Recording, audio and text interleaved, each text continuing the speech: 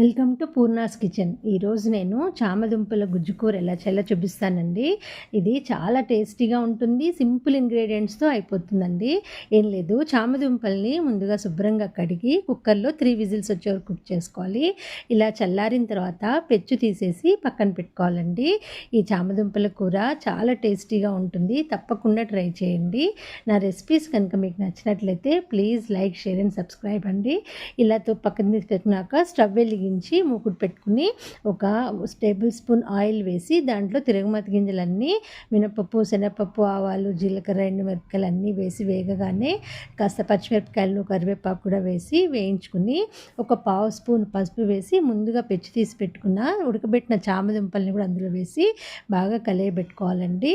ఆ నూనె ఫ్లేవర్, పసుపు ఫ్లేవర్ అంతా వీడికి బాగా పట్టుకుంటుంది.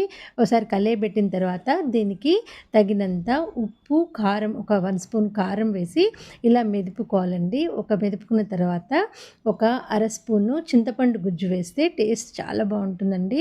ఒక అర స్పూన్ చింతపండు గుజ్జు కూడా వేసి ఒక పావు కప్పు వాటర్, అడుగంటకుండా కాస్త గ్రేవీగా కొంచెం గుజ్జుగా వస్తుంది.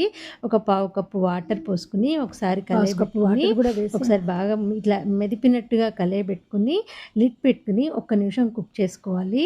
దానివల్ల ఏమవుతుందంటే ఈ చింతపండు, ఉప్పు, కారం ఈ ఫ్లేవర్స్ అన్నీ ఈ దుంపలకి పట్టుకుంటుంది. సో కూర చాలా టేస్టీగా ఉంటుంది.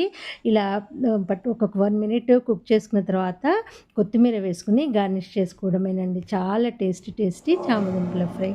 థ్యాంక్స్ ఫర్ వాచింగ్ అండి.